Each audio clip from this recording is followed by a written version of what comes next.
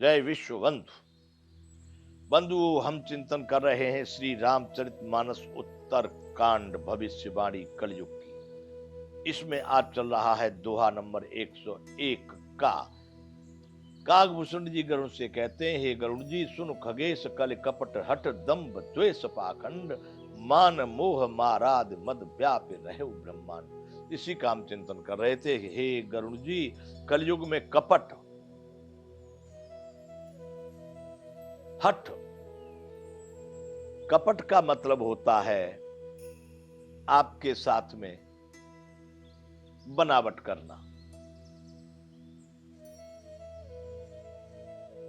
गड्ढे में ढकेल देना बता करके सूखी जगह जाओ। हठ कहते हैं दुराग्रह, दंभ कहते हैं बोलना कुछ और करना कुछ, झूठ, और द्वेष बुराइयों को दूसरों की को देखना, इसको कहते हैं द्वेष।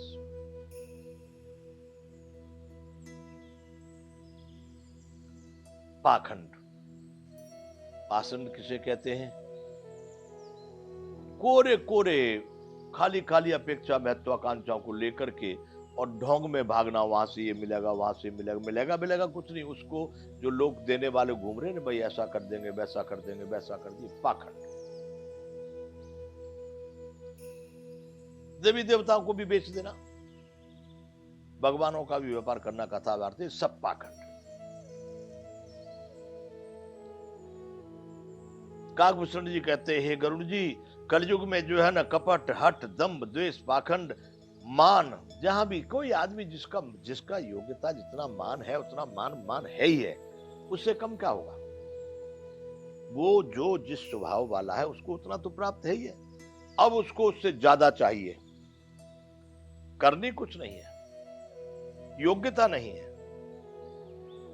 पुरुषार्थ भी नहीं है, लेकिन मान चाहिए बहुत बड़ा।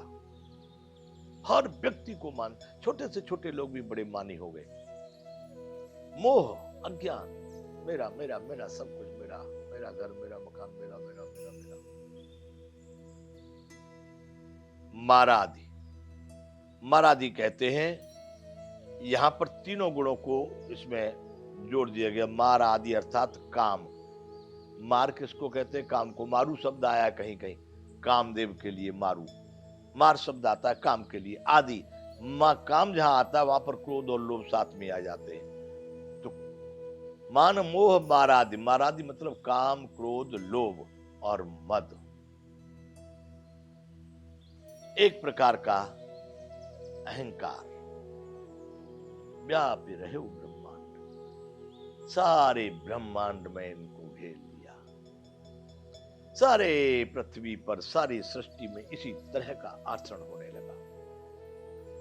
अब देखिए आप, इसमें कितना सचोट लिखा है बिल्कुल। हे गरुड़ जी, कलयुग में जो है कपट, हठ, दम्भ, द्वेष, पाखंड, मान, मोह, काम, क्रोध, लोभ, मद, ये चारों तरफ जहां देखो वहीं पर सब पर इन्हीं का शासन है। सबको इन्हीं ने अपने अंदर में अपने अधिकृत कर रखा है, यानी सभी लोग इन्हीं के अंदर में काम कर रहे हैं, अर्थात संपूर्ण सृष्टि में ये व्याप्त है। अगला दोहा है इसी का 101 खा। तामस धर्म करे नर, जप तप व्रत मख दान, देवन वर्षे धरनी भये न उपजहे धान। तामस धर्म करे नर, जप तप व्रत मख दान। तामस किसको कहते? हो रहे हैं बहुत सारे मख यानी यज्ञ हो रहे हैं, दान बहुत हो रहे हैं, व्रत भी हो रहे हैं, लेकिन तामस धर्म करे नर। तामस कैसे कहा जाए? उसने 2100 रुपए दान दिए तो मैं 2500 दूंगा, उसने 51,000 दिए तो 1,00,000 दूंगा।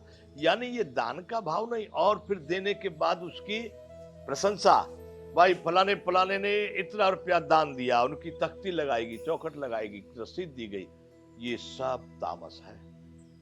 दान उसको कहा गया जहां आवश्यकता स्थिति के अनुसार में दे करके आवश्यकता वालों को भूल गए, वह तो दान है, इसलिए उसको दान, सात्विक दान कहा गया। इसको कहते तामस दान। यहां कह रहे हैं कि तामस धर्म करें नर जप तप व्रत मखदान। जप तप भी कर रहे हैं वो लोगों को दिखाने के लिए, प्रभावित करने के लिए कि हमारी तपस्या देख करके लोग हमको पैसे देंगे, हमको बड़ा मान देंगे, हमारा बड़ा नाम होगा। वहां पर भी तामस है। जब तक ऐसी चीजें किसी को पता भी नहीं लगे।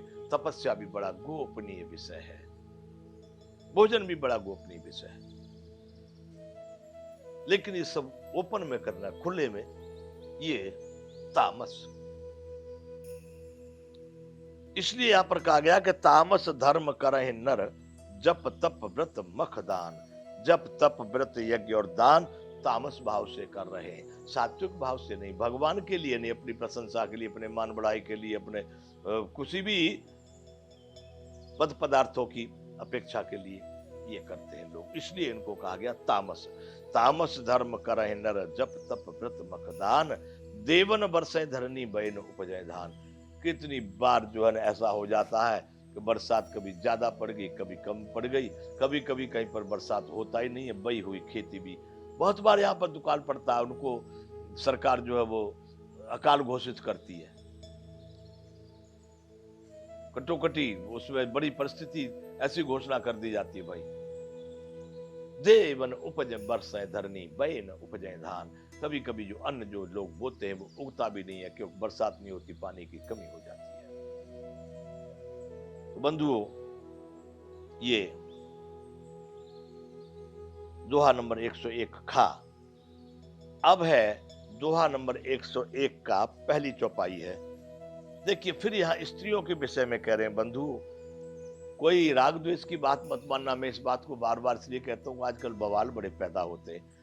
अबला कच भूषण भूरि क्षुधा धनहीन दुखी ममता बहुधा। अबला यानी स्त्रियों के केवल बाल ही आभूषण, कच यानी बाल, भूषण। इस समय में, कल युग में, उनके पास में बहुत ज्यादा आभूषण, हीरे पन्ने मोती माणिक ये कोई है नहीं। थोड़ा बात कोई होगा तो ठीक, लेकिन ज्यादा से ज्यादा आज देखो लड़कियों के ब्यूटी पार्लर क्या चल रहे हैं। अबला कच भूषण भूरि क्षुधा। स्त्रियों के बाल ही आभूषण हैं, उनके शरीर पर और कोई असली आभूषण नहीं रह गए हैं। उनको भूख बहुत लगती है, अर्थात वे सदा अतृप्त ही रहती हैं। भूख का मतलब है धन और चाहिए, हर वासना से वो और प्रेरित है, और चाहिए और चाहिए और चाहिए और चाहिए। शरीर से लेकर, आभूषणों से लेकर के, धन संपत्ति से लेकर, उनकी भूख बहुत हो गई। हमेशा अतृप्त रहती हैं, उनकी तृप्ति नहीं हो पा रही। अबला कच भूषण भूरि क्षुधा। क्षुधा यानी भूख, भूरि यानी बहुत ज्यादा अतृप्ति है उनको, उनकी भूख कभी पूरी नहीं हो रही। हर तरह की भूख, अब आप समझ लो किस किस प्रकार की भूख है औरतों को। अबला कच भूषण भूरि क्षुधा धनहीन दुखी ममता बहुधा। वो धनहीन है, वो धन से पूरे रूप से कभी भी संतोष को प्राप्त नहीं कर सकती, और इसी कारण से वो परिवार में कलेश कलेश कलेश दुखी रहती है। धनहीन दुखी ममता बहुधा। और उनका मोह बहुत है, हर चीज मेरी मेरी, ये भी मेरी, ये भी मेरी, ये भी मेरी। पुत्र पुत्री से लेकर के संसार, माता पिता से लेकर के वस्तुओं, बड़ी भारी ममता उनमें। अबला कच भूषण भूरि क्षुधा। स्त्रियों के बाल ही आभूषण है, और उनकी भूख बहुत ज्यादा, सदा अतृप्त रहती है, और धनहीन है।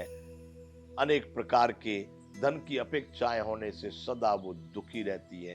ममता बहुत होने से वो दुखी और ज्यादा होती है। धनहीन दुखी ममता बहुधा।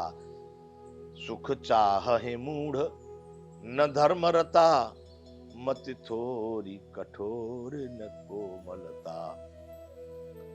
वहां पर उनको कहा गया है, स्त्रियों की बात चल रही है बंधु। अबला कच भूषण भूरि क्षुधा, बाल ही आभूषण है, उनकी अतृप्त रहती हैं। ममता बहुत ज्यादा होने से, धनहीन होने से वो सदैव दुखी रहती हैं। बंधु, यहाँ पर अभी हम विराम करेंगे, फिर कथा चालू रहेगी। जय विश्व बंधु।